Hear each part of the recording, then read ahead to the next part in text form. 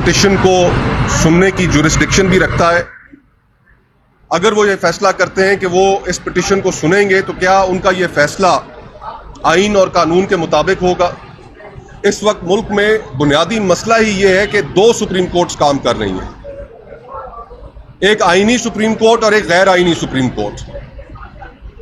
26ویں آئینی ترمیم کے نتیجے میں یہ جو دو سپریم کورٹس ہمارے سامنے رکھ دی گئی ہیں، اس سے پورا نظام انصاف کرپل ہو گیا ہے. اور کیا ایک ایسا آئینی بینچ جو خود 26ویں آئینی ترمیم کا پروڈکٹ ہو، بینیفیشری ہو، کیا وہ یہ کیس سن سکتا ہے؟ تو آج ہمارے وکلاء نے یہی استدعا رکھی آئینی بینچ کے سامنے کہ جناب یہ کیس فل کورٹ میں جانا چاہیے. فل کورٹ اگر ان درخواستوں کو سنے گی تو تبھی ہمیں بھی اطمینان ہوگا بطور پٹیشنرز، ملک اور قوم کو بھی اطمینان ہوگا.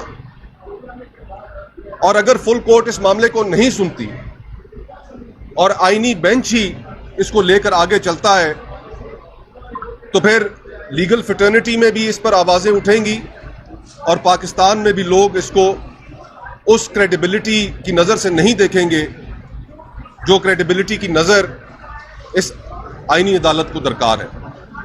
تو یہ استدعا ہم نے رکھی، 3 ہفتوں کی تاریخ دے دی گئی ہے.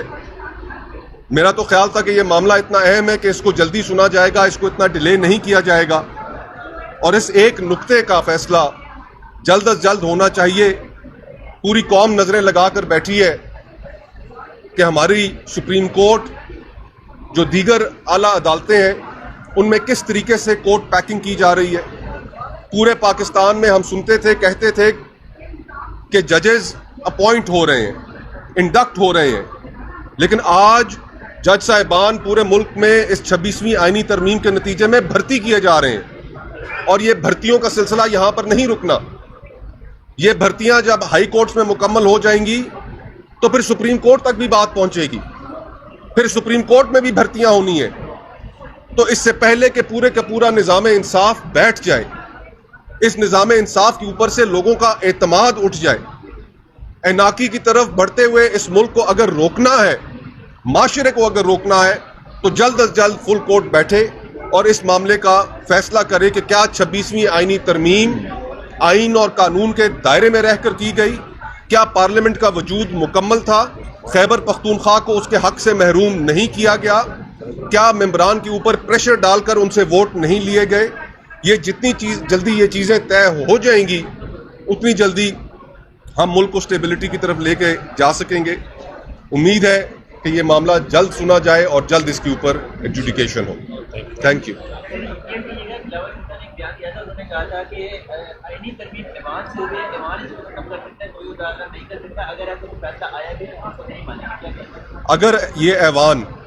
اگر یہ پارلیمنٹ لوگوں کی نمائندہ پارلیمنٹ ہوتی تو اس کے کیے گئے فیصلے سر آنکھوں پر. جو پارلیمنٹ فارم 47 کے ذریعے اس ملک کے اوپر ٹھونسی گئی ہو اس کو ہم کیسے نمائندہ پارلیمنٹ تسلیم کر لیں؟ وہ پارلیمنٹ جس کا وجود مکمل نہ ہو، خیبر پختونخوا کو اپنی نمائندگی سے اس آئینی ترمیم کے لیے ووٹ ڈالنے کے حق سے محروم رکھا گیا. جس طریقے سے لوگوں سے ووٹس لی گئیں، پھر ریزرو سیٹس کا فل کورٹ کا فیصلہ ابھی تک اس کے اوپر عمل درآمد نہیں ہوا، ہم اس پارلیمنٹ کو کیسے نمائندہ پارلیمنٹ تسلیم کر لیں؟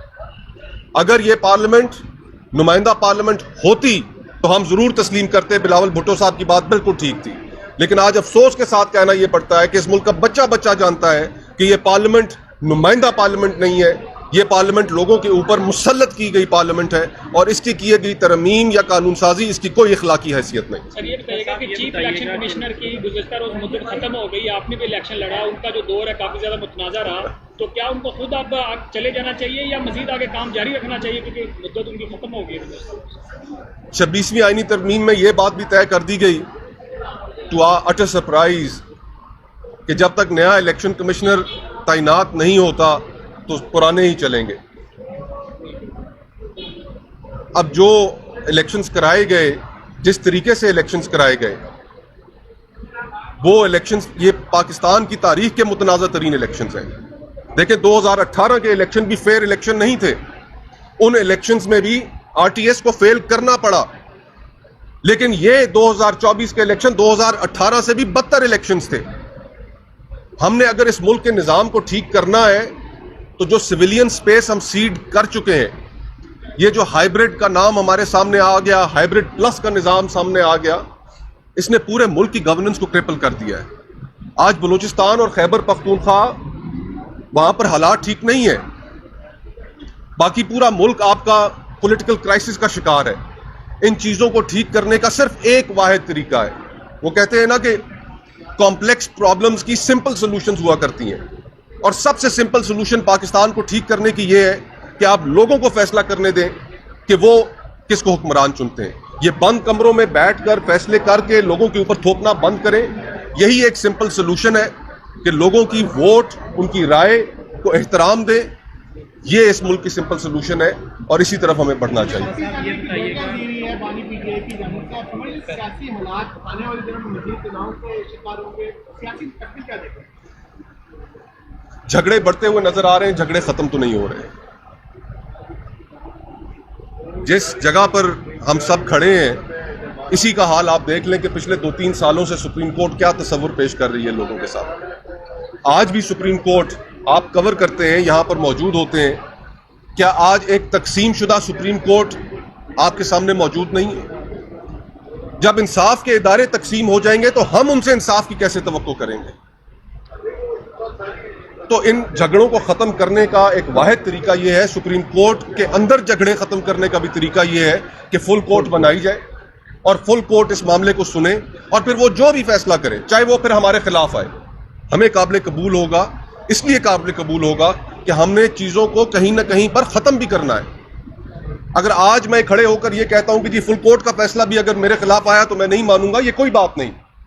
پھر ہم سب کو ماننا پڑے گا, چاہے وہ ہمارے خلاف آئے یا ہمارے حق میں آئے, لیکن فیصلہ فل کورٹ کا. صاحب یہ بتائیے گا, جب معاملہ فل کورٹ کی جانب سے بات کی جاتی ہے کہ معاملہ فل کورٹ کی طرف جائے تو آئینی بینچ کی جانب سے یہ کہا جاتا ہے کہ یہی فل کورٹ ہے. کیا آئینی بینچ کی فل کورٹ؟ مجھے تو ایک اور بھی خدشہ ہے کہ جو کورٹ پیکنگ پورے ملک میں ہو رہی ہے, ادھر سے شاید فیصلہ آ جائے. وشفل تھنکنگ ہے میری کہ چلے فل کورٹ بناتے ہیں, فیصلہ سن لیتے ہیں, فل کورٹ آپ کی بات مان لیتے ہیں, پھر کہیں ایسا نہ ہو کہ 12 جج یہاں پر نئے بھرتی کر لیں اور وہ 12 جج پھر اسی فل کورٹ کا حصہ ہوں. مجھے تو یہ خدشہ ہے. آج تک 3 ہفتے کی ڈیٹ ہی تھی. تو اگر ہم نے اس ملک کو اناکی سے بچانا ہے, پولیٹیکل کرائسس کو سمیٹنا ہے, تو پھر چیزیں کچھ اصولوں کے مطابق کرنی پڑیں گی. فل کورٹ بھی بنائیں, اور پھر یہ بھی نہیں ہونا چاہیے کہ نئے بھرتی کیے گئے ججز وہ پھر اس فل کورٹ کا حصہ ہو. ایسی یہ پھر فل کورٹ ہمیں قابل قبول نہیں ہو.